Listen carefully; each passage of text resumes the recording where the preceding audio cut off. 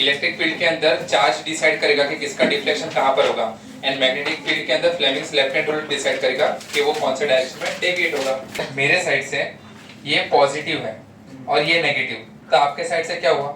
ये पॉजिटिव ये नेगेटिव। बराबर, तो आपके साइड लेफ्ट हैंड साइड में पॉजिटिव है, मेरे राइट हैंड साइड। तो अगर आपने उसके इलेक्ट्रोड से उसको शिफ्ट भी कर दिया तो जहाँ पर अल्फा जा रहे हैं वहाँ पर बीटा जाएंगे, जहाँ पर बीटा जा रहे हैं वहाँ पर अल्फा जाएंगे, तो उसमें कुछ प्रॉब्लम नहीं है। सबसे एक बार लेफ्ट हैंड रूल वापस से करते थोड़ा। Fleming left hand rule first finger किसके लिए यूज करते हैं? Magnetic field, and magnetic field के लाइंस कहाँ से कहाँ पर जाते हैं? North to south. एंड जो सेंट्रल फिंगर होता है सेकंड फिंगर, तो किसके लिए यूज करें? करंट का डायरेक्शन। ओके, एंड लास्ट होता है अपना थंब। थंब किसके लिए यूज करेंगे? For the force. ओके, अगर मैंने क्रॉस बनाया यहाँ पर, ये मैग्नेटिक फील्ड है राइट, तो इसमें नॉर्थ कहाँ पर है? बोर्ड के बाहर के बोर्ड के अंदर? बोर्ड के बाहर। एंड अंदर कौन है? South pole. बिकॉज लाइन अगर हम यहाँ से देखें तो नॉर्थ से लाइन जा रही है कहाँ पर? साउथ के पास। सो यहाँ पर एक रेडियोएक्टिव सोर्स, यहाँ से सबसे पहला अल्फा निकला है, तो क्या है मैग्नेटिक फील्ड के अंदर गया? नहीं, अभी तक गया नहीं। मैग्नेटिक फील्ड का बाउंड्री यहाँ से स्टार्ट होगा, तो जैसे मैग्नेटिक फील्ड के अंदर जाएगा तो ये लेफ्ट हैंड साइड टर्न होगा या राइट हैंड साइड? हाँ, कैसे पता चलेगा? टेक्स्ट में दिया इसके लिए नहीं। देखो, जहाँ पर तीनों फिंगर अटैच्ड है उसको हम क्या बोलेंगे? नॉर्थ पोल, समझेगा? एंड यहाँ पर क्या है? फ्री हैंड मतलब साउथ पोल। तो मैग्नेटिक फील्ड लाइंस कैसे जा रहे हैं? नॉर्थ टू साउथ, मतलब ऐसे बाहर नॉर्थ है एंड बोर्ड के अंदर क्या है? साउथ। समझा? फिर बाकी के दो फिंगर को स्ट्रेच करो। अभी अल्फा कौन सा रहता है चार्ज में? पॉजिटिव। एंड करंट भी कैसा होता है? पॉजिटिव। करंट क्या होता है? चार्ज अपॉन टाइम, यस और नो? बट इलेक्ट्रॉन कैसे मूव करते हैं? From negative to positive. तो करंट कैसे फ्लो करता है? Positive to negative. तो अगर negative charge left hand side में जा रहे हैं तो पॉजिटिव चार्ज कहाँ पर जाएंगे? राइट हैंड साइड में। तो ये कौन सा चार्ज है? Positive charge. तो पॉजिटिव चार्ज का एंड इलेक्ट्रिक करंट का डायरेक्शन हमेशा क्या होता है? सेम। समझा? एंड इलेक्ट्रिक करंट का डायरेक्शन एंड इलेक्ट्रॉन का डायरेक्शन हमेशा क्या होगा? Opposite opposite opposite. And electron की तरह ही कौन बिहेव करता है? Beta particle. समझा? वापस से देखो, अभी हम लोग किसके लिए कर रहे हैं? अल्फा पार्टिकल के लिए। तो मैग्नेटिक फील्ड कैसा होगा? North to south. करंट का डायरेक्शन फिलहाल ये है एंड थंब कहाँ पर है? ऊपर। बट एक्चुअली ये करंट का डायरेक्शन है क्या? नहीं। अल्फा पार्टिकल कहाँ पर जा रहा है? ऊपर, है ना? अल्फा पार्टिकल कहाँ पर जा रहा है? ऊपर। तो देखो इसमें एरो है, ऐसे बनेगा, ऐसे। ये डायरेक्शन होगा करंट का, राइट? तो क्या करंट ये डायरेक्शन में है? कौन से डायरेक्शन में? ऊपर। ऊपर, तो मुझे इसको ऐसा ऊपर लेना पड़ेगा। तो थंब कौन से डायरेक्शन में जा रहा है? लेफ्ट हैंड साइड में। तो थंब यहाँ पर होगा, तो ये डायरेक्शन में डिफ्लेक्ट होगा। समझे आते सब लोग? ठीक है। अभी इसके अंदर से निकल रहा है बीटा पार्टिकल। अगर नीचे अगर करंट का वो चेंज कर दिया तो अगर मैग्नेटिक फील्ड अगर आपने उल्टा कर दिया तो कैसा होगा? देखो, मैग्नेटिक फील्ड अगर उल्टा होगा नीचे जाएगा ना ऐसा। तो फिलहाल ऐसा था, तो मैग्नेटिक फील्ड ये डायरेक्शन पे होगा बिकॉज अंदर नॉर्थ हुआ एंड बाहर साउथ हुआ। अगर डॉट बनाया तो आया ना, ऐसा डॉट बनाया तो अंदर नॉर्थ है एंड बाहर साउथ है, तो अंदर नॉर्थ एंड बाहर आपके तरफ साउथ। मतलब एक्स होता है अंदर हाँ, बाहर। एंड करंट कहाँ पर जा रहा है? ऊपर। तो ये थंब, ये जो सेंट्रल फिंगर कहाँ पर आएगा? ऊपर। तो थंब कहाँ पर जाएगा? ऐसा। Right hand side. तो अगर आपने मैग्नेटिक फील्ड का डायरेक्शन चेंज किया तो अल्फा बीटा गामा का डायरेक्शन भी चेंज होगा। तो आपको उन लोग क्वेश्चन पूछ सकते हैं कि on changing the poles of magnet क्या इसके डिफ्लेक्शन के ऊपर या उसके डिफ्लेक्शन के डायरेक्शन में कुछ फर्क पड़ेगा? तो आंसर इज यस। एंड उन लोग बोलेंगे कि आप कैसे आइडेंटिफाई करोगे? तो using Fleming's left hand rule. ऐसा 2 मार्क्स के लिए क्वेश्चन आपको पूछ सकते हैं। तीनों के ऊपर, यस। गामा के ऊपर तो कुछ फर्क नहीं पड़ता क्योंकि वो तो वैसे भी न्यूट्रल होता है सीधा सीधा। सर लोगों को पता कैसे चलेगा कि मैग्नेटिक फील्ड आउटवर्ड है या इनवर्ड है? क्रॉस रहेगा मतलब पेपर के अंदर, डॉट रहेगा तो पेपर के बाहर। डॉट वाला एग्जांपल डॉट वाला नहीं दिया है, उन लोग ने दिया नहीं आपको, बट पूछ सकते हैं, आ सकते हैं ना। इसके तो क्रॉसेस का ऑपोजिट क्रॉस का ऑपोजिट हो जाएगा। देखो ना, अगर ये यहाँ पर ऐसा डॉट है, क्लास ऐसा डॉट है, बराबर क्या नहीं? चलो देखो, यहाँ से निकल रहा है अल्फा पार्टिकल, ध्रुवीय भी था उसके अंदर। अल्फा पार्टिकल कहाँ पर जा रहा है? ऊपर। मैग्नेटिक फील्ड कहाँ पर? नॉर्थ कहाँ पर है? अंदर। लाइंस मेरे तरफ आ रहे हैं, तो मेरे तरफ मतलब मैं यहाँ पर क्या हूँ? South pole. एंड अंदर कौन है? North pole. तो line is coming from north to south, समझेगा। अभी ये फिंगर को आपने स्ट्रेच किया। अभी अल्फा पार्टिकल कहाँ पर है? नीचे है। कहाँ पर जा रहा है? ऊपर। तो ऐसा ऊपर कर दिया, तो ये कहाँ पर जाएगा? ये डायरेक्शन में। एंड ये वाले केस में देखो अल्फा पार्टिकल कैसे जा रहे हैं? ऐसे, समझा? ऑपोजिट होगा सर। ये north pole south pole. Alpha particles कहाँ पर जा रहे हैं? ऊपर। बट मेरे लिए करंट का डायरेक्शन यहाँ पर कहाँ पर रखा है? नीचे, ऐसा नीचे है। बट अल्फा पार्टिकल्स कहाँ पर है? ऊपर। तो पॉजिटिव चार्ज के साथ ही इलेक्ट्रिक करंट जाता है, तो कहाँ पर जाएगा? ऐसे ऊपर। तो देखो north to south electric current भी ऊपर, अल्फा पार्टिकल्स। तो मेरा थंब कौन सा डायरेक्शन है? राइट हैंड साइड, मतलब ऐसा। देन यहाँ तक क्लियर सब लोग को? हाँ, अभी बीटा में देखो, बीटा कैसा होता है? नेगेटिव। तो इलेक्ट्रॉन ऊपर जाता है क्लास, तो करंट कहाँ पर जाएगा? नीचे। इलेक्ट्रॉन अगर ऊपर जाता है, करंट कहाँ पर जाएगा? नीचे। सेम इसमें मैग्नेटिक फील्ड कैसा रखा हम लोग ने? ऐसा, नॉर्थ टू साउथ, ये सर। एंड बीटा कहाँ पर जा रहा है? ऊपर। तो इलेक्ट्रिक करंट कहाँ पर जाएगा? नीचे। तो ये अलाइनमेंट एकदम बराबर है कि करंट कहाँ पर जा रहा है? नीचे। तो थंब कहाँ पर जाएगा? राइट हैंड साइड, क्योंकि ये अल्फा था, तो ये क्या हो जाएगा? बीटा, क्योंकि अल्फा के हमेशा सर अल्फा नहीं होता है तो कुछ नहीं। सर बीटा क्योंकि वापस से अगर अल्फा यहाँ पर गया ना, तो बीटा डेफिनेटली उसके अपोजिट में जाने वाला है। नहीं नहीं, अगर सपोज के ये साइड अल्फा है ये वाले केस में, तो यहाँ पर क्या हो रहा है? बीटा। अगर आप ये केस लो एंड ये साइड अल्फा है, तो बीटा कौन सा साइड हो जाएगा? Opposite direction. Yes, clear. Beta में खाली आपको अपोजिट डायरेक्शन में देखना है। इसके पहले केस में हम लोग ने अल्फा के साथ इसको अलाइन कर रहे थे, राइट। अभी इसमें करंट बीटा कहाँ पर जा रहा है? ऊपर। तो करंट कहाँ पर जाता है? नीचे। बिकॉज इलेक्ट्रॉन ये तरफ, ये इलेक्ट्रॉन ही है ना, खाली न्यूक्लियस से निकला, इतना ही फर्क है। इलेक्ट्रॉन ये डायरेक्शन में, तो करंट ये डायरेक्शन में। तो बीटा जा रहा है ऊपर, तो इलेक्ट्रॉन कहाँ पर जा रहा है? सॉरी, करंट कहाँ पर जाएगा? नीचे। करंट नीचे, मैग्नेटिक फील्ड ऐसा, तो बीटा का डायरेक्शन ऐसा होगा, समझा? गामा हमेशा ऊपर है। गामा तो हमेशा सीधा सीधा ही निकल जाएगा, उसको किसी से फर्क नहीं पड़ता, सुनता ही नहीं किसी का, ना मैग्नेटिक फील्ड का ना इलेक्ट्रिक फील्ड का अपनी सर तरफ। सब कैसे डिफ्लेक्ट होते हैं मैग्नेटिक और इलेक्ट्रिक फील्ड से? इलेक्ट्रॉन सब डिफ्लेक्ट हो रहे हैं। सब मतलब तीन ही तो जाने, alpha beta and gamma. Positive negative एक में नो चार्ज है, तो कोई तो नहीं होना चाहिए। मतलब कोई तो मतलब एक साथ रीजन में होला में दिया कि वो पॉजिटिव चार्जेस से डिफ्लेक्ट हो रहा है, दूसरे में दिया कि वो नेगेटिव चार्जेस से डिफ्लेक्ट हो रहा है। हाँ, तो बराबर है ना। अरे एक साइड अगर आपका पॉजिटिव फील्ड है एंड यहाँ से अगर बीटा पार्टिकल निकल रहा है, तो इसका चार्ज पॉजिटिव है, इसका चार्ज नेगेटिव, तो unlike charges always repel each other, repel ना। हाँ, तो आप लोगों को समझा ना मतलब। हाँ, तो unlike charges always attract each other, इसके लिए डिफ्लेक्ट होता है, समझा। एंड अगर यहाँ पर अपने पास नेगेटिव फील्ड एंड यहाँ से निकल रहा है बीटा, तो क्या होगा? तो भी इधर ही जाएगा ना, क्योंकि रिपल्शन होगा। अल्फा रहेगा तो ये डायरेक्शन में, समझा। Next part is alpha beta and gamma का इक्वेशन। अभी इक्वेशन आपको समझना है।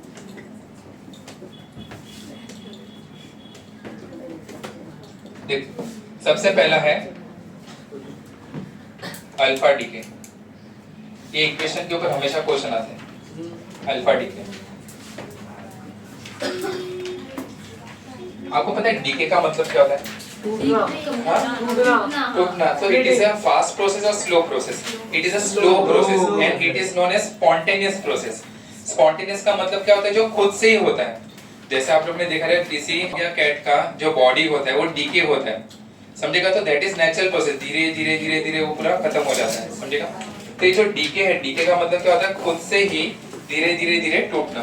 बट जब कोई भी रेडियोएक्टिव एलिमेंट डीके होता है, तो वो तीन टाइप के वेव्स को एमिट करते हैं। पहला होता है अल्फा, सेकंड होता है बीटा एंड तीसरा होता है गामा। कभी भी ऐसा नहीं होगा कि अल्फा बीटा एंड गामा एक साथ में निकालती है, कभी ऐसा नहीं होगा।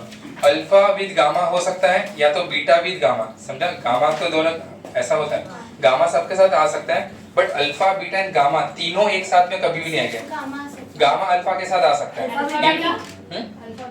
अल्फा बीटा कभी भी नहीं होंगे। या तो अल्फा, यस, एक ही पार्टिकल बड़ा निकल सकता है, बिकॉज जो गामा है ना वो फॉर्म में, वेव्स के फॉर्म में निकल जाता है, तो हीट के कारण गामा भी थोड़ा से निकलेगा, बट अल्फा एंड बीटा वो दोनों कभी भी एक साथ में नहीं निकलेंगे।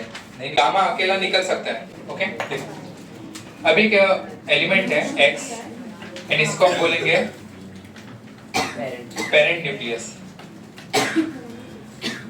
एंड पेरेंट न्यूक्लियस का जो एटॉमिक नंबर है that is called A and atomic mass number क्या होता है Z, बराबर क्या? नहीं, एटॉमिक मास नंबर क्या होता है A एंड एटॉमिक नंबर क्या होगा Z।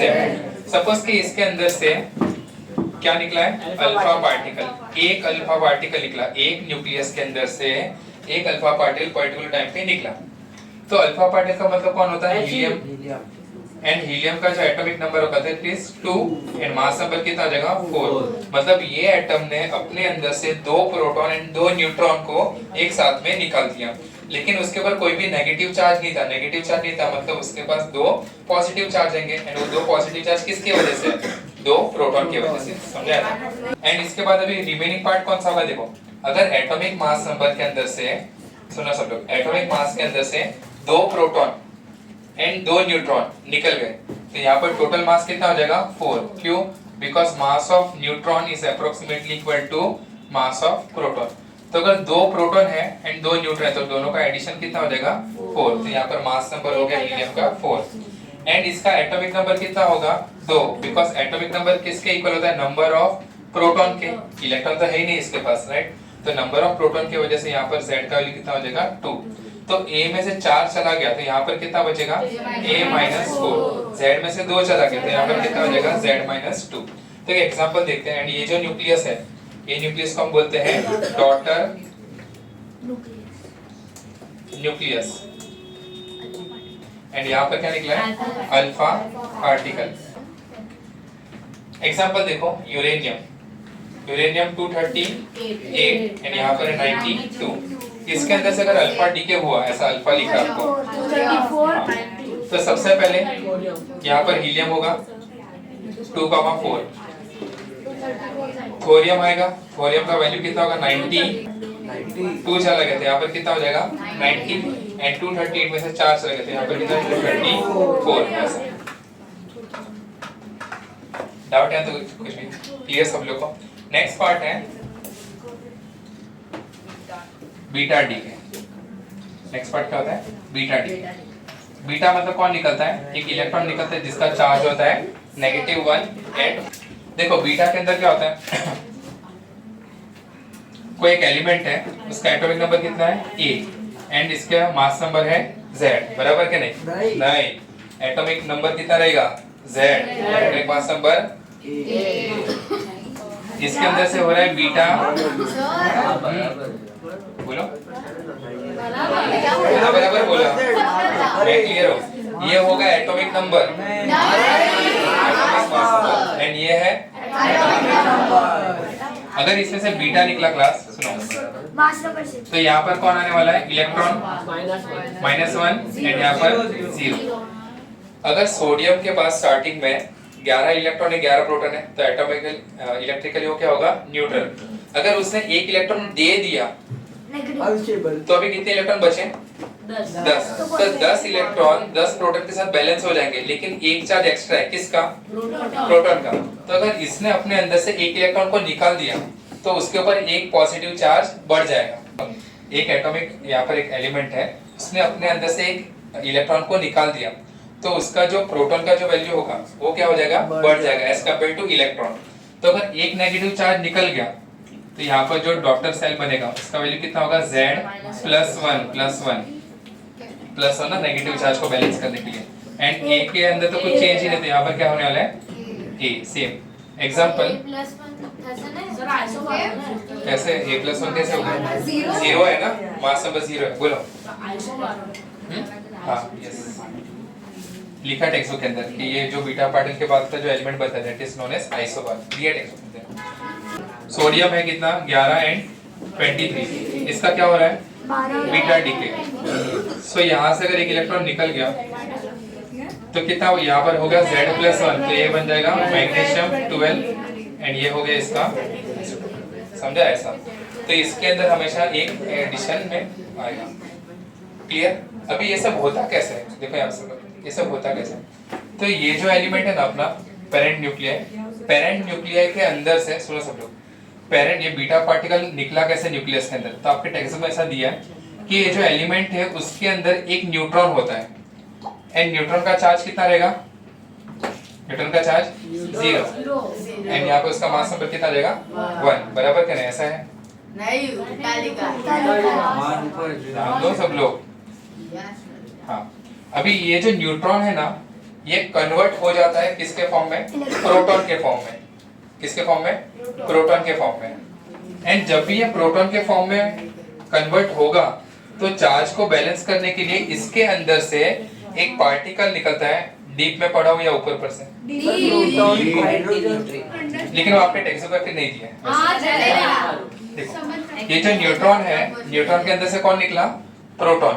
एंड प्रोटॉन के साथ एक पार्टिकल निकलता है जिसको हम बोलते हैं डब्ल्यू बोसॉन। एंड वो जो डब्ल्यू बोसॉन होता है ना, ये बोसॉन नाम कहाँ से पता है? इंडिया के अंदर जिन्होंने क्वांटम मैकेनिक्स के ऊपर बहुत काम किया था। न्यूट्रॉन के साथ, न्यूट्रॉन के अंदर से कौन निकलेगा? प्रोटॉन। ये सब कैसे बनता है, क्या बनता है, शांति रखो, थोड़ा पढ़ के आया। न्यूट्रॉन के अंदर से, क्योंकि आप लोग खुद ही बोलते रहोगे फिर वो मजा नहीं आएगा। देखो, न्यूट्रॉन के अंदर से क्या निकलेगा? एक प्रोटॉन। एंड वो प्रोटॉन, ये न्यूट्रॉन होता है ना, वो कन्वर्ट हो जाता है प्रोटॉन के फॉर्म में। बट जब वो कन्वर्ट होते रहता है तो वो टाइम पे एक एक्स्ट्रा पार्टिकल को रिलीज करते हैं जिसको हम लोग क्या बोलते हैं? W boson. क्या बोलेंगे? W boson. एंड ये जो डब्ल्यू बोसॉन होता है, इसका चार्ज यहाँ पर होता है नेगेटिव। एंड जब भी ये नेगेटिव, ये काफी अनस्टेबल होता है, हाईली अनस्टेबल। एंड ये जब अनस्टेबल होता है तो स्टेबल होने के लिए ये दो पार्टिकल्स को अपने अंदर से एमिट करता है, जिसके अंदर जो पहला पार्टिकल होता है that is called beta particle, and जो रिमेनिंग पार्ट होता है that is called anti neutrino. ऐसा। तो ये जो एक न्यूट्रॉन है उसका इक्वेशन आपके टेक्स्ट में ऐसा कुछ दिया है। एक प्रोटॉन दिया है कि नहीं? प्रोटॉन, फिर यहाँ पर बीटा प्लस साथ में क्या दिया है? एंटी न्यूट्रॉन, ऐसा दिया है। तो ये दो पार्टिकल कैसे बने, ये सारा चीज देखो दिया ये वाला इक्वेशन। डन याद है? क्लियर सब लोग? इक्वेशन कैसे आया? डाउट इसके अंदर कुछ भी नहीं सर? सो कि ये बीटा पार्टिकल कैसे बना, तो इसके अंदर एक हाई अमाउंट ऑफ एनर्जी रहता है। अभी है ना, एक मैं ज्यादा डिटेल में नहीं पढ़ाऊंगा, खाली एक चीज समझो। अभी ये जो न्यूट्रॉन होता है ना, मैं थोड़ा खाली ऊपर से बताऊंगा, जिसको भी ज्यादा डिटेल में पढ़ना हो वो बाद में मुझे कहीं पर पूछ लेना, या तो फिर आप लोग अपने हिसाब से रिसर्च कर लेना, है ना। ये जो न्यूट्रॉन है ना, न्यूट्रॉन और प्रोटॉन, वो भी किसी और फंडामेंटल पार्टिकल से बने हुए हैं। तो ये जो न्यूट्रॉन है ना, वो क्वार्क से बनता है। किससे बनते हैं? क्वार्क से। QUARK। अभी जो क्वार्क होते हैं ना, सुनो, 6 टाइप के होते हैं, बट स्ट्रिंग थ्योरी यस। तो जो क्वार्क होता है ना, उसके अंदर भी 2 टाइप हो जाएंगे, एक होता है अप एंड दूसरा होता है डाउन। तो जो अप का चार्ज होता है ना, वो होता है +2/3, एंड जो डाउन होता है उसका चार्ज होता है -1/3। समझेगा? आता है अभी? हाँ, ये जो न्यूट्रॉन है ना, न्यूट्रॉन, इसके अंदर 2 है, ये अप एंड ये क्या है? ये है अप। तो इस पर ना फुल ऐसा शॉर्ट फॉर्म में लिखेंगे UUD। UU मतलब 2 अप के लिए एंड एक डाउन के लिए। देखते हैं इसका चार्ज कितना होगा। +2/3 +2/3 तो फिर तो यहाँ पर होगा 2 डाउन एंड 1 हो जाएगा अप। ओके, तो अभी कितना होगा? UAD -1/3 and -1/3। तो इसका नेट चार्ज कितना हो गया? 0। समझा? अभी होता कैसा है देखो, सुनो सब लोग। अभी है ना, ये जो इसके अंदर बहुत अनस्टेबिलिटी होता है, तो अनस्टेबिलिटी से देखो, यूनिवर्स का ऐसा रूल है कि कोई भी नेचुरल चीज है ना, वो हमेशा यही ट्राई करता है कि जितना हो सके उतना मैं कम एनर्जी यूज करूं। तो ये हाईली अनस्टेबल होने की वजह से क्या ट्राई करेगा कि जितना हो सके उतना जल्दी स्टेबल हो। तो ये दोनों में से कोई तो एक पार्टिकल होगा जो डाउन है, वो क्या बन जाएगा? अप। क्या बनेगा? अप। तो अब जो मुझे यहाँ पर मिलेगा दैट इज 2 अप एंड एक क्या मिलेगा? डाउन। एंड जब भी सुनो, ये जो डाउन जब अप बनता रहता है, ऐसा पार्टिकल है डाउन, वो डाउन जब अप बनता है तो उसके अंदर से छोटा सा पार्ट ऐसा निकाल देता है, वो छोटा सा पार्ट क्या रहता है? W boson. एंड वो जो डब्ल्यू बोसन जो बहुत ही ज्यादा हाईली अनस्टेबल होता है, तो खुद भी 2 पार्ट में डिवाइड हो जाता है, जिसके अंदर पहला पार्ट क्या होता है? बीटा पार्ट है, दूसरा होता है एंटी न्यूट्रिनस। समझा? जैसे कि सुनो, जैसे कि एक बलून है, बलून, हाँ, तो बलून को आपने सब बीच में से सब प्रेस किया तो उसके अंदर 2 फ्रेगमेंट हो जाएंगे ना, तो वैसे ही ये जो डब्ल्यू उसके भी ऐसे 2 फ्रेगमेंट हो जाते हैं। एंड सेम यहाँ पर भी ऐसा होता है। अभी देखो इसका चार्ज कितना होगा, इसके अंदर टोटल कितना है? 2 अप एंड एक क्या है? डाउन। तो बोलो नेट चार्ज कितना होगा? 2/3 + 2/3 - 1/3। तो ये कितना हो जाएगा 1 हो गया। इसके लिए हम लोग यहाँ पर क्या लिखते हैं 1 पॉजिटिव चार्ज। समझा यहाँ तक सब लोग को? क्लियर। एंड इसके बाजू में फिर कौन निकलेगा W माइनस, एंड हो जाए W माइनस। जो अप है वो डाउन कैसे होगा? 2/3 कैसे बन सकता है? कौन सा हाँ डाउन जो है वो अप कैसे बनेगा? डाउन है वो अप, ये अनस्टेबल है। इसका डाउन के पास आई थिंक एनर्जी होता है 4.52 MeV करके, एंड जो अप होता है ना उसके पास एनर्जी होता है 2.3। तो ये दोनों के पास बहुत ज्यादा एनर्जी है, तो दोनों जब मिलेंगे तब एक दोनों में से कोई भी एक अपने आप को कन्वर्ट कर देता है। समझा? ये दोनों में से कोई भी एक अपने आप को कन्वर्ट करेगा। तो जैसे कन्वर्जन होगा तो यहाँ पर टोटल चार्ज कितना हो जाएगा 1, जिसको हम क्या बोलते हैं प्रोटॉन। तो वहां पर मैंने क्या निकाला प्रोटॉन। प्रोटॉन के साथ कौन निकला W, एंड W को हम क्या होते हैं W नेगेटिव बोसॉन, एंड वो W नेगेटिव बोसॉन ही दो पार्ट में डिवाइड हो जाएगा। तो ये तो law of conservation of matter के अलग है ना? क्यों अलग है? देखो एक ज्यादा है इसमें नहीं, इसका मास ज्यादा था। सुनो, इसके पास जो एक्स्ट्रा एनर्जी था वो एक्स्ट्रा एनर्जी उससे डाउन वाला अब बन गया है ना। इसका स्टार्टिंग में एनर्जी है 4.5 MeV। MeV क्या होता है ये समझेगा। एंड जो जब ये अब बनेगा तो इसका एनर्जी कितना देगा 2.3 MeV। तो जो रिमेनिंग एनर्जी था वो किसके फॉर्म में कन्वर्ट हो गया मास के फॉर्म में, एंड वो मास वाला जो पार्टिकल था वो कौन बना W minus, and W minus का जो नेगेटिव चार्ज है वो किसको मिल गया यहाँ पर बीटा पार्टिकल को, एंड रिमेनिंग जो भी पार्ट था एनर्जी के फॉर्म में वो किसका निकल गया एंटी न्यूट्रिनो के फॉर्म में। तुमको ये समझा? ये इम्पोर्टेंट है, टेक्स्ट बुक के अंदर नहीं दिया है। बोलो इसके बीच में ऐसा बोलते हैं कि इसके बीच में भी एनर्जी होता है जिसको हम लोग बोलते हैं न्यूक्लियर फोर्स। क्या बोलते हैं? Nuclear force. तो न्यूक्लियर फोर्स से अटैच्ड रहते हैं। समझा? एंड ये जो बीटा पार्टिकल है उसके अंदर भी एक भी कॉर्क होता नहीं है। तो ना तो ऐसे प्रूव है कि ये कौन सबसे छोटा हाँ, अभी तक नेक्स्ट पार्ट देखो। प्रोटॉन और न्यूट्रॉन का मास एग्जैक्टली इक्वल होता है। प्रो नहीं, जो मास ऑफ न्यूट्रॉन होता है वो थोड़ा ज्यादा होता है as compare to mass of proton. दोनों का सम 931 मेगा इलेक्ट्रॉन वोल्ट होगा ना। वो तो उन लोग ने वहां पर लिखा है, बट अगर आप थोड़ा डेसिमल पे जाओगे तो इसका मास स्लाइटली ज्यादा होता है as compare to mass of some वो प्रोटॉन। होता है ना। हाँ, इसलिए यस। एंड हम लोग जब इसको लिखते हैं तो we will write as a approximately. बस यहाँ तक। नेक्स्ट पार्ट देखो, अभी थोड़ा सा और एक्स्ट्रा नॉलेज है। ये है 12th स्टैंडर्ड में, बट मैं बता क्यों रहा आपको 10th स्टैंडर्ड के अपने पेपर की वजह से। देखो नेक्स्ट पार्ट है इसके अंदर, that is called beta plus decay. जैसा यहाँ पर इलेक्ट्रॉन निकला ना वैसा ही इलेक्ट्रॉन की तरह और एक उसका भाई होता है जिसको हम बोलते हैं पॉजिट्रॉन, एंड वो पॉजिट्रॉन भी कहाँ से निकलता है न्यूक्लियस के अंदर से ही निकलता है। तो ये जो बीटा डीके उसमें देखो कैसा होगा AXZ, एंड इसके अंदर से क्या हो रहा है बीटा प्लस। तो यहाँ पर आपको जो चार्ज मिलेगा वो कैसा रहेगा +1, एंड यहाँ पर क्या हो जाएगा 0। समझा? तो उसका मास कुछ भी नहीं रहेगा। हाँ, तो यहाँ पर जो y आएगा उसमें की वैल्यू क्या हो जाएगा Z-1, एंड यहाँ पर क्या रहेगा A। ये एक्स्ट्रा नॉलेज है, आपको 12th स्टैंडर्ड में ही आएगा। तो डाउट्स नो, यहाँ पे अगर Z+1 हुआ मतलब एक प्रोटॉन बना वहां पर, तो उसका स्टार्टिंग में चार्ज कितना था 0। एक्चुअली में ये कौन था अंदर? न्यूट्रॉन था। न्यूट्रॉन ने अपने आप को, न्यूट्रॉन का मास तो रहेगा ना।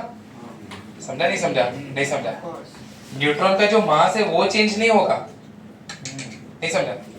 जैसे सोडियम है 23, इसके अंदर है 11 प्रोटॉन एंड 12 न्यूट्रॉन। तो अभी टोटल मास कितना है 20। इसके अंदर से ही एक न्यूट्रॉन था, वो क्या बन गया प्रोटॉन। तो ये प्रोटॉन कितने हो गए 12, एंड न्यूट्रॉन कितने हुए 11। तो दोनों का एडिशन कितना रहेगा? Nucleus total number will remain the same. समझा बेटा? रे देखो वापस से समझा कि नहीं समझा? देखो आधे लोग तो गायब हो गए। सोडियम है 23 बराबर। सो 23 का मतलब क्या होता है? इसके अंदर 11 प्रोटॉन है एंड 12 न्यूट्रॉन है। ये असली फिजिक्स है। अभी तक वो जो किया ना सर्कुलर मोशन, ऑसिलेशन, वो सब तो ठीक है टाइम पास। ये देखो इसके अंदर कितने प्रोटॉन है 11 प्रोटॉन, एंड न्यूट्रॉन कितने हैं 12। तो इसके ही न्यूक्लियस में टोटल स्टार्टिंग में कितने थे 23। अभी इसका ही जो न्यूट्रॉन था वही किसके फॉर्म में कन्वर्ट हो गया? प्रोटॉन के फॉर्म में। तो ये प्रोटॉन कितने हो गए 12, न्यूट्रॉन कितने थे 12, तो अभी ये कितने हो जाएंगे 11, तो दोनों का एडिशन अभी भी करो तो आंसर कितना रहेगा, तो मास नंबर में कोई भी चेंज नहीं होगा, खाली चार्ज के अंदर चेंज होगा, बिकॉज यहाँ पर क्या प्रोड्यूस हो रहा है, प्रोटॉन प्रोड्यूस हो रहा है। Yes yes, mass number same, पहले 11 प्रोटॉन थे एंड 12 न्यूट्रॉन थे, तो टोटल का एडिशन कितना हो जाएगा 23। अभी उसका ही एक न्यूट्रॉन किसमें कन्वर्ट हो गया, proton, and mass of proton and mass of neutron क्या रहेगा, सेम। अलग चेने पण अरे स्लाइट अलग होगा ना, उसको बैलेंस करने के लिए हमने ये निकाल दिया एंटी न्यूट्रिनो और ये सारी चीज। सर इसके 4 टाइम्स हम मास लेना अल्फा। हाँ, क्योंकि 2 प्रोटॉन है ना, इधर के 2 प्रोटॉन एंड 2 न्यूट्रॉन, तो अप्रोक्सीमेटली वैल्यू इसको हम लोग क्या लेते हैं 4, बाकी तो इधर आगे आ सकता है 4.011, बट उतना कौन लिखेगा। देन यहाँ तक लास्ट पार्ट कौन सा है, गामा डी के, एंड गामा डी के हम लोग कैसे समझेंगे, देखो गामा सबसे सिंपल है, गामा सेम रहता गामा सबसे सिंपल है, x a z, यहाँ पर एक स्टार दिया है, देखो आप लोग के वो स्टार पता है किसका सिंबल है, अनस्टेबिलिटी का, या तो वो एक्साइटेड स्टेट में है या तो हम बोलेंगे अनस्टेबल है। तो जब ये अनस्टेबल होगा, और बात कर रहे हैं, जब ये अनस्टेबल होगा तो इसके अंदर से क्या निकलेगा, गामा रेस एनर्जी के फॉर्म में, यहाँ पर क्या बनेगा, सेम ही रहेगा, बस खाली फर्क क्या है, यहाँ पर ये अनस्टेबल है एंड यहाँ पर वो स्टेबल है, बाकी उसका जो सिंबल रहेगा वो सब कुछ सेम ही रहेगा। रेडियोएक्टिव बस खाली समझने के लिए। सर बट गामा के साथ और एक बीटा है वो निकलेगा ना, नहीं कुछ भी नहीं निकलता उसका, कुछ भी, वो खाली एनर्जी के फॉर्म में वो रिलीज, ये कुछ ऐसा समझा आप लोग, जैसे कि दूध गर्म किया हुआ है, तो स्टार्टिंग में 1 लीटर था, खाली वो गर्म था, बराबर, फिर जैसे आधे घंटे बाद आप देखो तो दूध का जो मास है, वॉल्यूम है, वो तो सेम ही रहेगा, खाली फर्क क्या हुआ, टेम्परेचर, तो कहां पर कुछ तो इसके अंदर से निकल गया और वो क्या था, energy, and that was called heat. तो वैसे ही ये अनस्टेबल था, उसने अपने अंदर से थोड़ा सा एनर्जी निकाल दिया, तो क्या बनेगा वापस से सेम एलिमेंट, खाली ये स्टेबल, ये अनस्टेबल था एंड ये स्टेबल हो जाएगा। क्लियर आता है। इधर जो आपने पॉजिटिव वाला बोला इधर बीटा डी के में से क्या जो न्यूक्लियस था, न्यूक्लियस उसके अंदर से जैसे ये नेगेटिव पार्टिकल निकला, वैसे ही है ना एक पॉजिटिव पार्टिकल भी निकलता है। मैंने लास्ट टाइम कल आपको बोला था ना कि एक न्यूक्लियस के अंदर 52 से भी ज्यादा पार्टिकल्स है, म्यूऑन से, कायन से, फिर ये सारे क्वार्क्स से, 6 टाइप के, तो ऐसे बहुत सारे पार्टिकल्स है। तो उसमें से एक पार्टिकल दूसरा कौन सा होता है, पॉजिट्रॉन, एंड खाली ये दोनों जुड़वा है, खाली क्या फर्क है कि दोनों का मास 0 है, इसका चार्ज पॉजिटिव है। यस, अभी जैसे यहाँ पर है W नेगेटिव निकला ना, वैसे जब ये होता है तो बाहर W पॉजिटिव निकलता है एंड न्यूट्रिनो आ जाता है, समझा। एंड बीटा के जगह पर कौन आ जाएगा, बीटा प्लस, बस इतना सही फर्क है, बाकी चार्ज वर्क सब कुछ सेम। एंटी न्यूट्रिनो एक ऐसा पार्टिकल है जो हम लोग बोलते हैं कि it is a ghost particle. Ghost particle मतलब पता है क्या, कि पूरे यूनिवर्स, उसने ऐसा लिखा रहता है थ्योरी में कि पूरे यूनिवर्स जितना का लीड का बॉक्स हो, लीड समझते हैं आपको, तो उसमें से वो जो न्यूट्रिनो या जो एंटी न्यूट्रिनो अगर आपने ऊपर से छोड़ा ना, तो किसी भी पार्टिकल से वो जरा भी अफेक्ट नहीं होगा, वो सीधा नीचे आएगा, मतलब वो कितना टाइनी होगा। And neutrino and anti neutrino को हम लोग बोलते हैं मासलेस एंड चार्जलेस, समझा। मासलेस मतलब ना के बराबर, वो नेगेटिव नहीं है, ये बार है एंटी न्यूट्रिनो का। जब भी ये निकलेगा ना, जब ये निकलेगा तो यहाँ पर W प्लस आएगा, W प्लस में से यहाँ पर बनेगा पॉजिट्रॉन एंड यहाँ पर निकलेगा न्यूट्रिनो। नेक्स्ट पार्ट है अल्फा बीटा गामा रेडिएशन के यूजेस, उसके ड्रॉबैक्स क्या होते हैं या तो उसके हार्मफुल इफेक्ट्स क्या होते हैं, एंड उसको कैसे क्योर करेंगे, एंड कहाँ पर उसके मेडिकल फील्ड में, इंडस्ट्रियल यूज में कहाँ पे यूज होते हैं। चलो स्टार्ट करें फटाफट। देखो सबसे पहले टॉपिक क्या दिया हुआ है, रेडियो एक्टिविटी, रेडियो आइसोटोप। हाँ, तो रेडियो आइसोटोप्स मतलब क्या होता है, कल हमने भी देखा था, जिसका एटॉमिक नंबर 82 से कम हो। कौन से थे कल रेडियो आइसोटोप्स हमने देखे थे, 14 C6, फिर तीसरा कौन सा था, ट्रिटियम कितना था, 3 सोडियम के कौन से थे, सोडियम 24 एंड यहाँ पर 11, कोबाल्ट एंड एक्स्ट्रा कोबाल्ट 60 ना, सोडियम था आइसोटोप से ना, आइसोटोप्स का डिपेंड करता है, सबके हो ऐसा कंपलसरी नहीं है, बट जिसके हैं, जैसे टीन के 10 है, टीन ऐसे उसके 10 है। डिपेंड करता है नेचुरली। अभी ये सब हमारे हाथ में नहीं है, नेचुरली ऑकरिंग एलिमेंट्स होते हैं। जिसका एटॉमिक मास जिसका एटॉमिक नंबर 82 के ऊपर चला गया वो सारे क्या है, रेडियो एक्टिव ही है। तो जो रेडॉन है वो उसका एटॉमिक नंबर आता रहेगा इसके आगे, तो फिर वो क्या बन गया, radio active. And radio activity का सबसे रूट कॉज क्या होता है, number of neutron should be greater than more greater than number of proton. तो बस वो 2-3 कंडीशन हो गए तो फिर वो रेडियो एक्टिव बन जाएगा। चलो फटाफट यूज कंडीशन हो तो भी The isotopes of some elements with atomic number greater than 82 are also found to be radioactive. They are called radioisotopes. The nucleus of an atom becomes radioactive when number of neutrons in the nucleus exceeds the number of protons inside it. It is the situation with isotopes with many stable elements. For example, cobalt mass number 60, atomic number 27, carbon mass number 14, atomic number 6, and potassium mass number 40, atomic number 19, phosphorus mass number 32, atomic number 15, etc. are radioisotopes. The radioisotopes are also prepared artificially by nuclear transmutation. Transportation का मतलब क्या होता है, एक element को दूसरे element नए element के अंदर कन्वर्ट करना, इसका मतलब होता है transportation. Continue. As they find their vital use in both medical, scientific, and industrial fields. पहला पढ़ो मेडिकल क्या होता है। चलो पहले यूज मेडिकल यूज, फटाफट देखते हैं ना एक एक point. Many diseases such as leukemia, cancer, etc. हाँ देखो अभी यहाँ पर ल्यूकेमिया क्या होता है पता है किसी को, it is a one type of blood cancer. And वो ब्लड कैंसर है ना छोटे बच्चों को भी होता है। एंड उसके अंदर होता है पता है कैसे, कि जो व्हाइट ब्लड सेल्स होते हैं, सुनो चलो फटाफट रिसर्च करके बैठा, जो व्हाइट ब्लड सेल्स होते हैं वो किसी इंसान के बॉडी के अंदर जो बोन मैरो पता है आपको, बोन मैरो के अंदर से जो कहते हैं व्हाइट ब्लड सेल्स होते हैं वो किसी इंसान के बॉडी के अंदर बहुत ज्यादा हो जाते हैं। एंड उसका जो इम्यून सिस्टम और ये सारी चीज बहुत वीक हो जाएगा। अभी उसको क्योर करने के लिए इन लोग क्या यूज करते हैं, रेडियो आइसोटोप्स। समझा, ये उन लोग का पहला यूज है। पर ट्यूमर रहता है ना, सुनो जहाँ पर वो कैंसर है तो जहाँ पर ट्यूमर रहता है तो रेडियो आइसोटोप से ना वाया इंजेक्शन, आपको डू यू नो कीमोथेरेपी, तो अभी आगे लिखा है उसके अंदर उन लोग ने, हाँ कीमोथेरेपी नहीं लिखा बट उसके अंदर लिखा है रेडियोथेरेपी।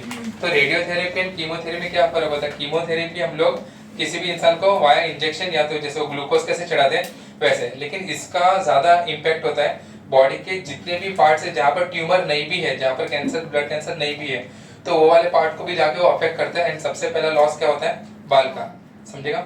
एंड जो रेडियोथेरेपी होता है ना, रेडियोथेरेपी आपने देखा है कि एक ऐसा मशीन रहता है उसके अंदर वो इंसान को जहाँ पर भी ट्यूमर, एमआरआई जैसा है, तो जहाँ पर ट्यूमर रहता है ना वहीं पर वो रेज होते हैं, रेडियोएक्टिव जो रेज होते हैं वो वहीं पर जाके उसके ऊपर अटैक करते हैं, वो वाले पार्ट को उन लोग क्लियर कर देते हैं, समझेगा। तो इसके जो साइड इफेक्ट है वो थोड़े कम है एज कम्पेयर टू वो कीमोथेरेपी के। कीमोथेरेपी तो आपको सामने ही दिखता है कि पूरे बाल वो इंसान के चले जाते हैं। Clear, next. Gamma radiations from cobalt-60 are used to treat cancer by killing the cells in the malignant tumor of the patient. For radiotherapy, तो जो malignant वर्ड है उसका मतलब पता है कैसा डेंजरस होता है। Continue. For radiotherapy, radiations must radiotherapy होता है, समझा ना, वो मशीन वाला। must be able to penetrate the human skin. Second, the salts of weak radioactive isotopes such as radiosodium chloride, radioiron, radioiodine are used for diagnosis. Such radioisotopes are called tracers. देखो अभी diagnosis कैसे करते हैं। Diagnosis में for example कि मेरे body के अंदर सपोज किसी इंसान के बॉडी के अंदर हाँ कुछ ट्यूमर है, ऐसा नेगेटिव खुद का भी नहीं बोलेगा। सो अगर किसी इंसान के बॉडी के अंदर ट्यूमर है, फॉर एग्जांपल कि यहाँ पर ट्यूमर है, तो यहाँ से जो भी क्या नाम दिया लोग ने, स्मॉल ट्रेसेस लिखा है ना, तो जो रेडियो आइसोटोप्स है ना वो यहाँ से वेन से पास किए, तो इन लोग डॉक्टर क्या करते हैं पता है, वहाँ पर एक मशीन रहता है एंड मशीन के अंदर देखते हैं, मोस्टली ब्रेन ट्यूमर अगर होता है ना उसके लिए ज्यादा ये यूज करते हैं।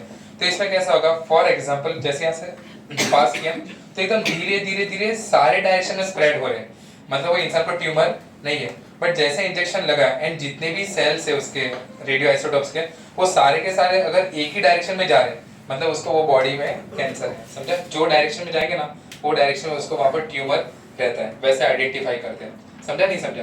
अगर नॉर्मल बॉडी है तो सब जगह पर इवनली प्रॉपर्ली स्प्रेड होगी, वो मशीन रहता है क्या ट्रेसेस वाली नाना पार्टिकल जो आइडेंटिटी जो आपको बताएंगे कि इसके अंदर ट्यूमर है कि नहीं है। अगर वो सारे एक ही डायरेक्शन में जा रहे हैं हेड के तरफ, तो मतलब वहाँ पर उसको ट्यूमर लेकिन है। वो पार्टिकल्स को कैसा बना ट्यूब? अरे वो अट्रैक्ट होते हैं ना, रिएक्शन है उसके। चलो continue. These tracers are used to detect the suspected brain tumors and blood देखो, clots लिखा है ना, before brain they become dangerous. Next.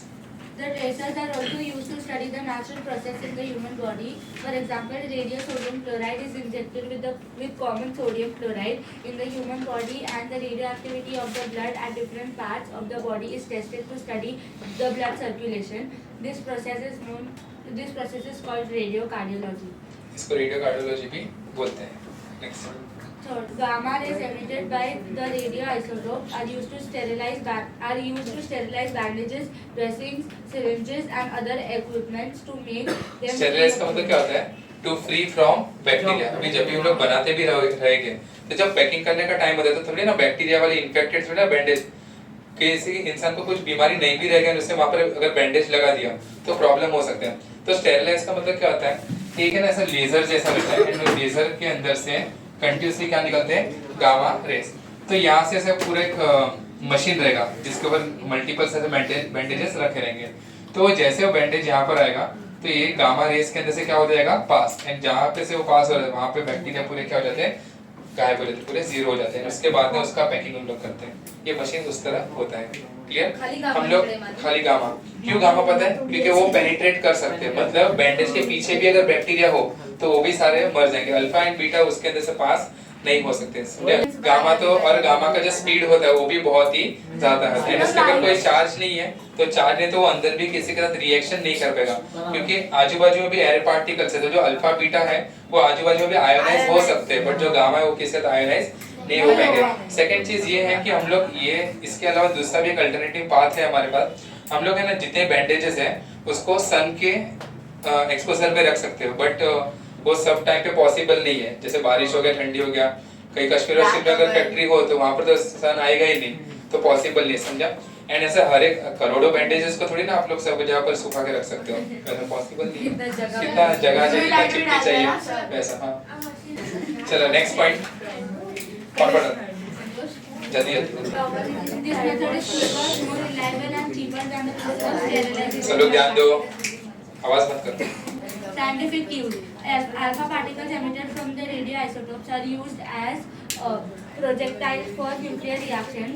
The scattering. Projectile as nuclear reaction मैंने कल बताया था, वो साइक्लोट्रॉन के अंदर बीच में अल्फा पार्टिकल रखा था, सामने थोरियम टारगेट में था, वो घूमते घूमते घूमते दैट इज कॉल्ड, हां that is called projectile. Next. The scattering of alpha particles from the nucleus helps us in estimating the size of the nucleus. ये किसने किया था एक्सपेरिमेंट? रुदरफोर्ड ने, रुदरफोर्ड ने 1864 में 1903 समथिंग कुछ। चलो continue. The radioactive tracers are used in agricultural science to study the growth of plants by using a particular chemical manure. Example, to know how readily a plant takes in phosphate and to which part of the plant the phosphate goes. है ना, बहुत सारे plants होते हैं जिसके ऊपर कीड़े और ऐसा कुछ ना हो, या तो छोटे मोटे अगर जर्म्स भी हो जो नेकेड ऐसे दिखाई ना भी दे, तो उसको मारने के लिए हम लोग अल्फा बीटा गामा रेडिएशन का भी यूज करते हैं। लेकिन उसका जो पावर होता है वो थोड़ा सा कम होता है, इतना भी ज्यादा नहीं। क्लियर? एकदम माइन्यूट अमाउंट में रहता है, जिंदा रखने का इंसान को। अगर पावर का केस होगा, मालूम पड़ा उसको मौत भी जज ने दिया कि भाई इसको रेडियो एक्टिविटी से ही मारो। चलो next point. The age of excavated material of the archaeological importance. एक्सकावेटेड मतलब क्या होता है? जिसको हम लोग ने जमीन में बहुत हजारों सालों से दफनाया हुआ है, that is called एक्सकावेटेड। And hence of buried plants is estimated by the study of rate of decay of carbon-14 by beta emissions in the remains of dead plants. अभी देखो इसको हम बोलते हैं कार्बन डेटिंग, आगे लिखा है ना लोग ने कार्बन डेटिंग। तो कार्बन डेटिंग का मतलब क्या दोनों डेट पे जाते हैं? नहीं, कौन सी? C14 एंड C12 दोनों। तो चलो आज कुछ तूफानी करते हैं। देखो सेम एलिमेंट है। हाँ देखो इसमें होता कैसा है? When we are alive, class का tension, when we are alive तो हमारा बॉडी, किसी का भी बॉडी चाहे लिविंग थिंग प्लांट्स हो या एनिमल्स हो, तो हम लोग continuously carbon C14 and C12 ये कंटिन्यूअसली हम लोग एब्जॉर्ब करते रहते हैं अपना बॉडी। लेकिन जो C14 होता है that is called as radio isotopes. तो हमारे मरने के बाद जो हमारा बॉडी होता है ना, वो जो C16 है वो तो धीरे धीरे पूरा खत्म हो जाएगा, राइट? एंड जो C14 है ना वो धीरे धीरे धीरे डीके करता है। धीरे धीरे डीके का मतलब मैंने स्टार्टिंग में आपको बोला कि एकदम धीरे धीरे, इट्स अ स्लो प्रोसेस, समझेगा? हाँ, डिसइंटीग्रेट होना। तो इसके थोड़ा मैं आपको सिंपल भाषा में समझे ना वैसा मैं बता देता हूँ। अगर किसी भी बोन के अंदर, एंड वो मुझे मिला है, मैंने ऑब्जर्व किया कि इसके अंदर जो C14 है, C14 मतलब वो वाला रेडियो आइसोटोप। अगर ये रेडियो आइसोटोप स्टार्टिंग में 100% होगा, मैंने अभी फाइंड किया, कैसे फाइंड किया, क्यों फाइंड किया नहीं, मैंने फाइंड किया कि ये कितना परसेंट है इसके अंदर, C14 का भी वैल्यू यहाँ पर कितना है 50%। सपोज कि 1000 C14 थे इसके पास, एंड अभी कितने बचेंगे 500। तो ये जो टाइम होता है ना, ये टाइम, इसको हम बोलते हैं हाफ टाइम। क्या बोलते हैं? Half time. ये सब आपको 12th में इसका वैल्यू कैसे निकालने का, क्या निकालना, सब आएगा। इसको लिखते हैं हम लोग T हाफ से। तो T हाफ का वैल्यू होता है 5720 के अराउंड, इतना ईयर्स होता है। तो अगर मुझे पता चला कि मेरे हाथ में एक बोन है एंड वो बोन के अंदर खाली 25% ही C14 बचा हुआ है, तो बाकी सारा कहाँ पर हो गया? हाँ, तो इसका भी डबल, तो इसके 50 का भी आधा हो गया ना, तो इसका मतलब ये कुछ 11 ईयर्स के आजू बाजू, मतलब इतना जूना है, that is called carbon dating का। 11,000 समथिंग जो भी है उसके आगे, समझेगा? क्लियर? बिकॉज 550 करो 11, तो 11,300 जो भी रहेगा आंसर, वो जो भी है। क्लियर? तो ऐसे हम लोग, अगर बाई चांस के मुझे पता चले कि 12.5 है, तो इसका भी आप इसमें ऐड कर लो। तो ऐसे हम लोग फाइंड कर सकते हैं। जो कार्बन डेटिंग का प्रोसेस होता है ना, इससे आपको 50,000 ईयर्स तक ही करेक्ट आंसर दे सकता है। उसके बाद के जो भी आंसर है वो तो हम लोग ऐसे एस्टिमेटेड बोल देते हैं कि भाई लाख साल हो गया, कौन देखने के लिए गया, वैसा कुछ। क्लियर? 600,000 ईयर हाँ, 50,000 तक तो चलता है। 50,000 ईयर्स मतलब बहुत बड़ी चीज है। हाँ, वैसा। Next, Industrial use, radioisotopes such as uranium समझा सब लोग को ये? used as fuel for the atomic energy reactors. हाँ, Second, अभी देखो एक चीज, एक फैक्ट है, मानोगे नहीं मानोगे आपके ऊपर है, बट ये है ऐसा। अगर है ना यूरेनियम का 1 ग्राम, अगर आप लोग ने आपके कार के जहाँ पे हम लोग पेट्रोल भरते हैं, डीजल भरते हैं, वहाँ पर खाली 1 ग्राम अगर आप यूरेनियम अगर रखो, तो वो है ना 6 से 10 साल तक है ना गाड़ी चलते रह सकता है। इतना एनर्जी होता है वो एक छोटे से 1 ग्राम यूरेनियम के अंदर से। बट हम लोग यूज क्यों नहीं करते हैं? बिकॉज मालूम पड़ा कि किसी आप भगा भगा भगा पीछे से बूम, आप ऊपर ही भागेगा, लेकिन ये उसके अंदर high amount of energy continuously निकलते हैं। It is radioactive, so it is harmful to that person also. And जो कार होते हैं उसके साथ भी जो मटेरियल्स है वो आयोनाइज हो सकते हैं। Second thing, yes and second चीज पता क्या होता है, ये जो यूरेनियम है अगर इंसान के हाथ में आ गया ना, एंड एक बार यूज करना किसी स्टार्ट कर दिया, तो हम लोग हार्डली 2070 तक पे अर्थ के ऊपर जितना भी यूरेनियम है सब कुछ यूज कर देंगे। हम छोड़ देना, जिसके पीछे पड़ गए तो पड़ गए। क्लियर? वैसा कुछ थोड़ा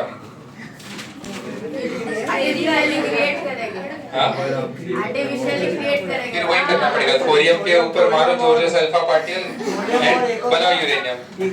मन पड़ो।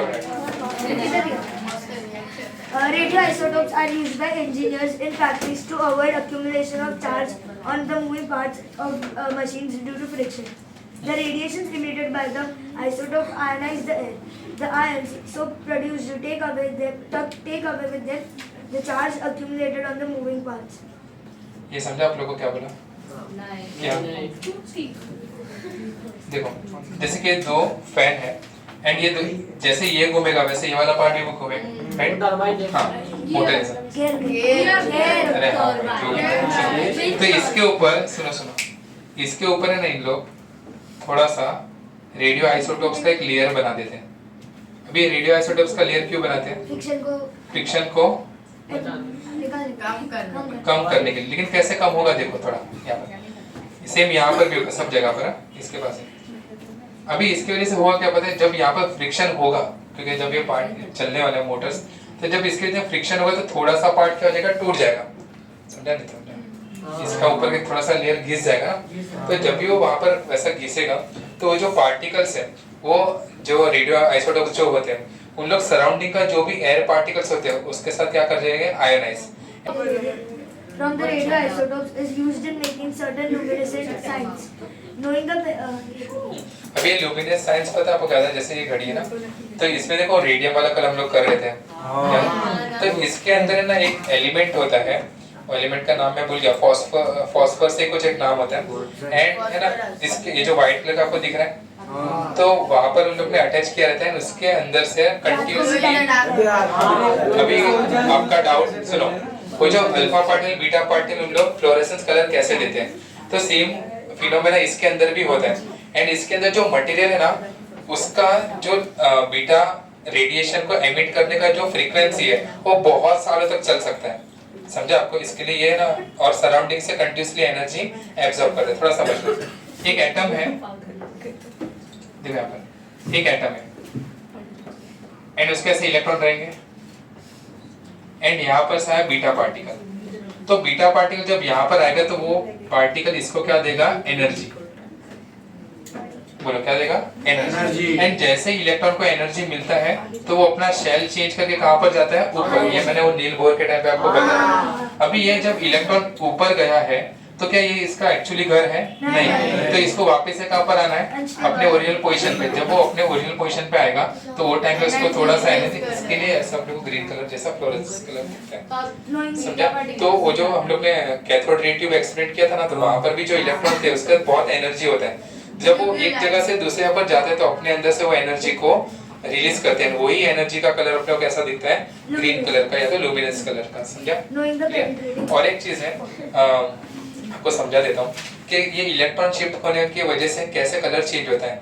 आयरन का पीस लो, तो आयरन का पीस कौन से कलर का होता है, ब्लैक या तो ग्रे कलर का, तो वो अपने नॉर्मल स्टेट में, बट जैसे आपने उसको हीट देना स्टार्ट कर दिया तो उसके इलेक्ट्रॉन को एनर्जी मिलता है, तो जब वो एनर्जी लेके ऊपर ऊपर जाते रहते तो उसके अंदर से जो भी रेडिएशन निकलते हैं वो अपने को रेड कलर के दिखते हैं। फिर जैसे और आप उसको हीट करो तो ऑरेंज, तो उसका वेवलेंथ क्या होता है, चेंज होते जाता है, समझा। एंड जैसे वेवलेंथ चेंज होगा तो उसका कलर भी चेंज हो जाएगा, समझा। अभी Knowing the penetrating power of the beta radiations emitted from the radioisotopes, they are used to control the thickness of paper, plastic and metal sheets during their manufacture. हाँ, अभी देखो हम लोग जो बुक्स यूज करते हैं वो क्या एक पेपर मोटा एक पेपर पतला ऐसा रहता है, सबके थिकनेस क्या रहते हैं, सेम। तो कंपनी ना डिसाइड करता है कि इतने अगर बीटा पार्टिकल्स या तो इतने एनर्जी के बीटा पार्टिकल्स ये शीट में से पास हुए, मतलब वो शीट आपको रखना है। एंड अगर बीच में से कोई अगर पेपर है वो बहुत मोटा है तो उसमें से बीटा पार्टिकल पास होगा नहीं, तो वो शीट को लोग साइड में निकाल देते हैं, समझा नहीं समझा। जैसे अपने बैंक्स में अगर आप जाओ, बैंक में अगर जाओगे ना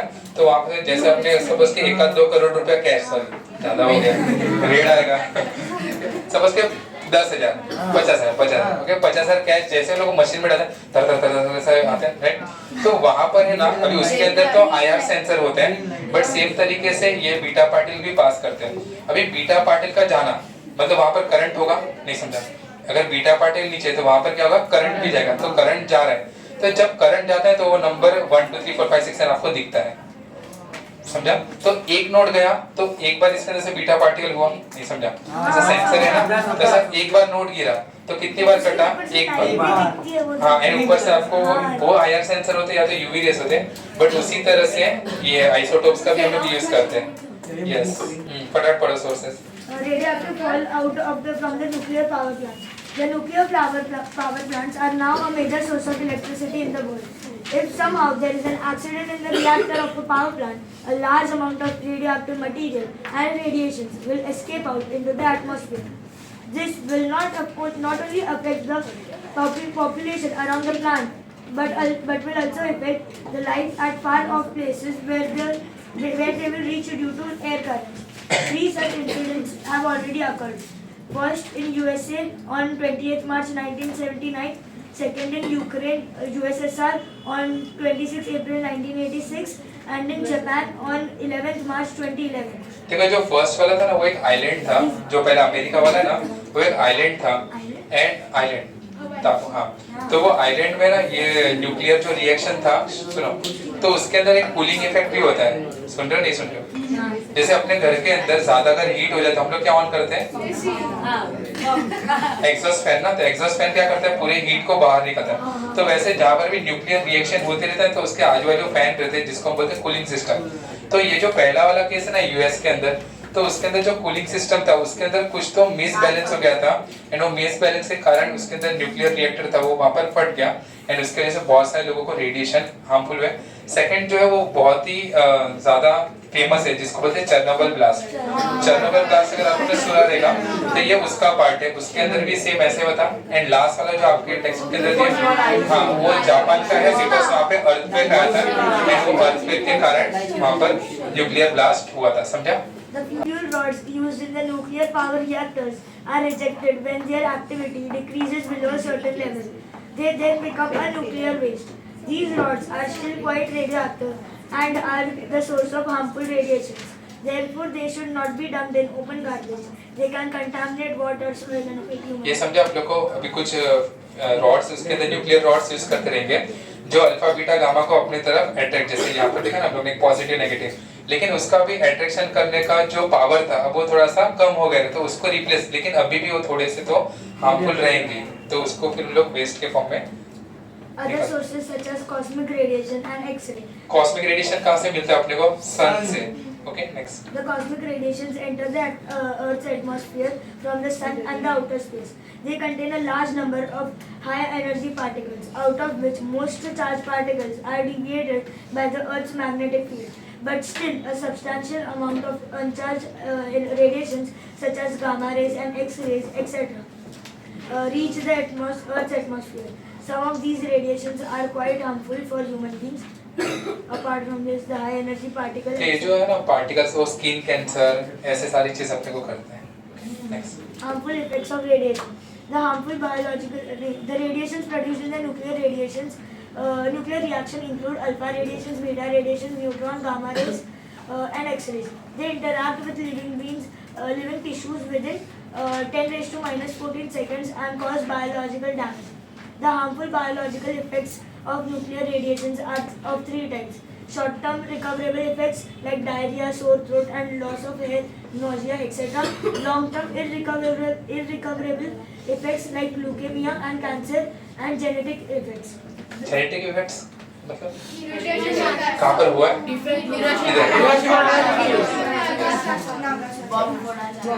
बस The first and second types of effects. चलो नेक्स्ट पढ़ो परी, continue. The first and the second types of effects are limited to the individuals who are actually exposed to the radiation, while the third type of effects appear in the last generation of the person exposed to the radiation. The genes in the living cells get modified or mutated. The exposure to the radiation can be acute if there is an burst of radiation from an unseen source. Similarly, it is a chronic in case of persons working in atomic energy establishments when they get exposed to such radiations. The exposure to pregnant women to X-rays. एक बात बताओगे, मानोगे? क्या? मानोगे तो? आप बोलोगे तो मानेंगे। नहीं ऐसा नहीं, क्या फिर ऐसा लगता है कि अरे सर ने कहाँ से लाया, कुछ बोलते हैं। देखो है ना, एक मैंने तो ये देखा हुआ है अपने आंखों से, एंड बहुत सारे एक लेडी है जिसका नाम है डॉक्टर अद्विता। है जो डॉक्टर अद्विता है ना, मैंने आई थिंक 9 पे भी आपको बताया उनके बारे में। तो she is a neurologist, and neurologist होने के बाद उन्होंने पता है क्या किया, नॉर्मली तो मेडिटेशन पहले तो भगवान में इतना नहीं मानती थी, बट धीरे धीरे उन्होंने क्या किया, अपने ही ब्रेन को स्कैनिंग के लिए रखा। न्यूरोलॉजिस्ट है ना, तो पता है वहाँ पर सब लगाते हैं, एंड उन्होंने ओम चैंटिंग, फिर गायत्री मंत्र, ऐसे अलग अलग चीज़ मेडिटेशन ये सब करना स्टार्ट किया। एंड अपने ब्रेन के अंदर 5 वेव्स होते हैं, अल्फा बीटा गामा डेल्टा, ऐसे 5 वेव्स होते हैं। तो जो अल्फा वेव्स होते हैं ना वो कॉन्सेंट्रेशन या फोकस पावर के लिए यूज होते हैं। तो उन्होंने ये ऑब्जर्व किया कि जब वो मेडिटेशन कर रहे थे तो एक उन्होंने नॉर्मल मेडिटेशन किया एंड उसके अंदर अल्फा वेव्स उन्होंने देखे, एंड जो सेकंड था उन्होंने